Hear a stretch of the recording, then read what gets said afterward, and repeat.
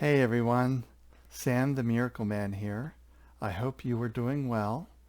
So let's create a miracle in your life today. Well, I never really talked about my medicine journey. All these years I was taking medicine that I really was over medicated. Then when I saw I got off all that stuff, I can just see how foggy and confused my mind was.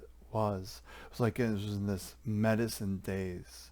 I was taking 13 daily medicines for my bipolar, my multiple sclerosis, my migraines, psoriasis was an ointment, but then, for my psoriatic arthritis, I was taking a methotrexate for that.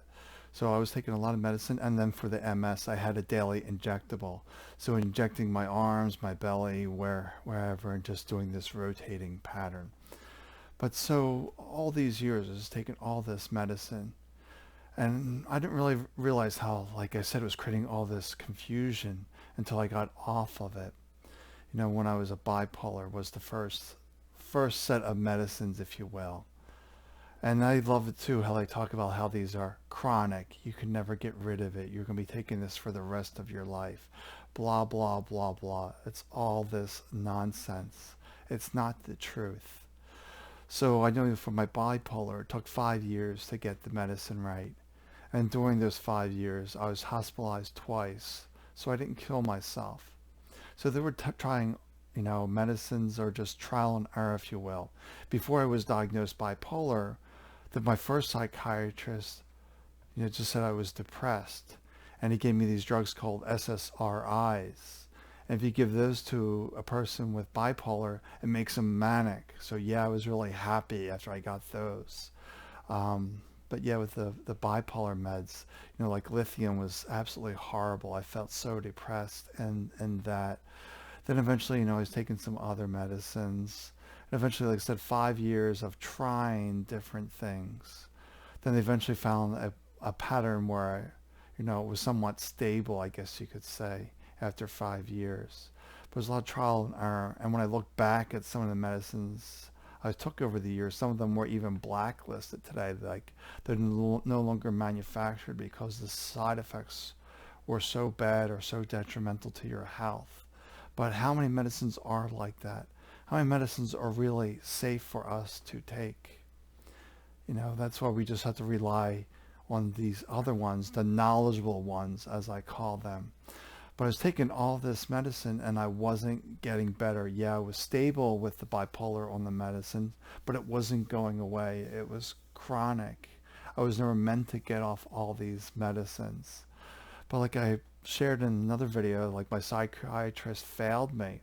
I was getting sicker and sicker, and yet he never inquired into why.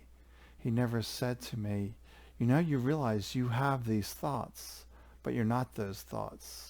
Or why do you believe this opinion to be your truth? Or why is this belief your truth? He just treated my body as a mechanical thing, and didn't really take in consideration that our thoughts, have an impact on the body and disease. Heck, even Paracelsus discovered this a long, long time ago. I forget when he was around, but it's been hundreds of years that Paracelsus was around. And he discovered the mind-body connection, if you will. But yet a lot of doctors still ignore that and just treat us as like a biological machine. But you have to add in the noise, our beliefs, our opinions, and see how they're impacting the body. They know that stress is the silent killer. Stress is the root of most ailments. That stress, that fear. But they don't do anything to treat this. How many times did you go to your family medicine doctor, your psychiatrist, your rheumatologist, whoever it might be? Did they ever tell you once, go meditate, go do yoga to learn to be in this moment, go learn mindfulness practices? Now, you don't hear any of that. So they just keep piling on the stuff.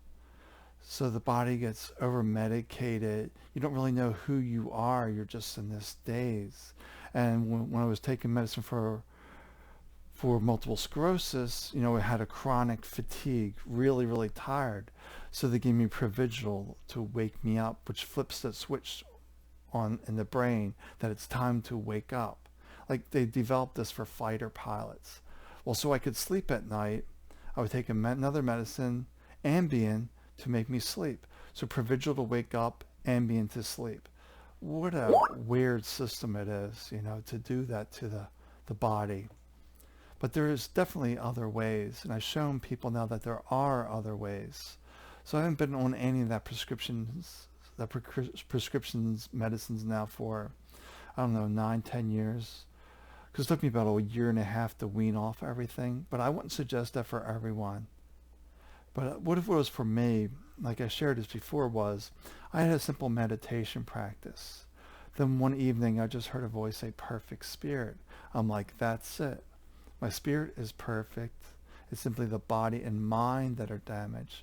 But also what I had at that time was a deep knowing that all is well. All is well in this moment. Then I simply knew it was time to wean off the medicines. So the first medicine I began to wean off of was one of my bipolar medicines, Lamictal. I really didn't think that was doing much for me. So I thought, well, that'll be the first one to try. So I cut back the dosage by a quarter. And I tried that for a few weeks. Didn't notice any changes in my mental state or my well-being. So I just kept going, quarter and a quarter. So I guess, within a short amount of time, I was off that medicine. Then I chose another medicine, then another. But I don't recommend this. It was following my own intuition. Do I need this? And then trusting myself. Most are not in a state where they can really do that because they're really consumed by this head trash, this noise, this interference. Just when I heard all is well, knowing all is well, hearing perfect spirit, knowing all is well, then my mind just went quiet regarding my health. My mind just simply went quiet. And then my intuitive voice became very loud at that point. So I just started to listen to my own inner wisdom. Wean off this medicine. Go do this. Go do that. Drink more water. Do yoga. Whatever it happened to be, eat less meat. Whatever it happened to be, I followed those instructions. And that's the key. Follow the instructions from your intuitive voice.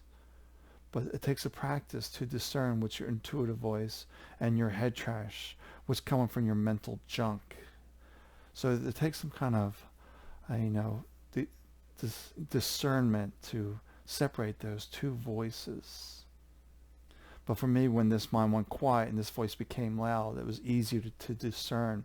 Another way you can really discern this voice just tells you, drink water. While the mind will say, you need to drink water for hydration and list all the benefits. This voice is 2-3 words. It's just straight to the point, no opinions, no nothing. Do this, do that. While this will give justification why you should do something. Try to logic it out. So this is learning to trust that intuitive voice. So it's been great, off all medicines now for over 9 years. I have the clarity, have the quiet mind. My health is completely restored. But I'm human too, just like you're a human. But in truth, we're actually spiritual beings in a human body. And when you realize that, you don't get so attached to the body, then spirit can work its magic. Because we're all magicians when we get into this deeper place within us. But we're so lost up in here.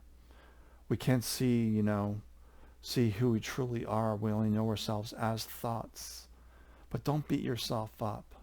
I lived in that darkness, that world, for 44 years. I only knew myself as thoughts, as beliefs, as opinions. I didn't realize there was a spiritual being. Really know there was a spiritual being till age 44. Yeah, I had some ideas. I heard that, your consciousness, your spirit. But it didn't mean anything to me because I didn't experience it. And that's really the key. You have to experience yourself as spirit. And there's some practice you can do to help emphasize that, if you will. One of my favorite practices for that is getting old pictures of yourself and looking at all your old pictures and taking your time and asking yourself, with all these changing bodies, where did you go? Well, the real you went no place.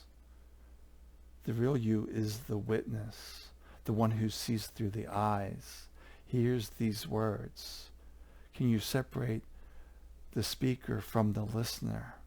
No, we're all this one energy that's animating this body. We're all individuals, expressions of the one perfect spirit. But if you're on this medicine journey right now, it doesn't have to be your permanent reality.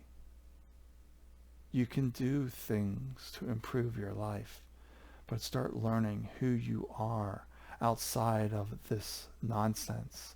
I'm starting to call this your mental junk drawer. Has all collections of beliefs and opinions that don't serve you, but it reaches in there and grabs it and says, we can use this. We can use this.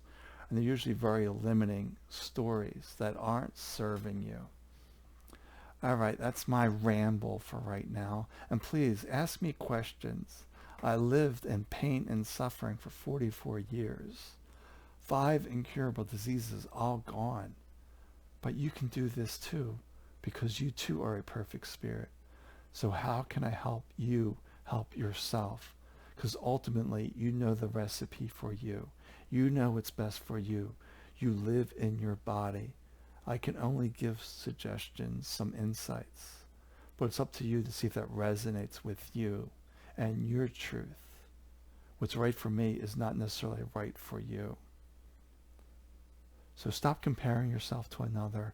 This is your own journey to find yourself. We're here on earth with this human experience to live life, to get to know ourselves. All right. I think I'm finally done. Talk to you tomorrow. Ask questions. Subscribe to this channel. And mostly, take good care of yourself and love you. You're doing your very best in this moment. Let go of that criticism, that judgment, and just be you, the authentic you, and it's perfect. All right. Bye.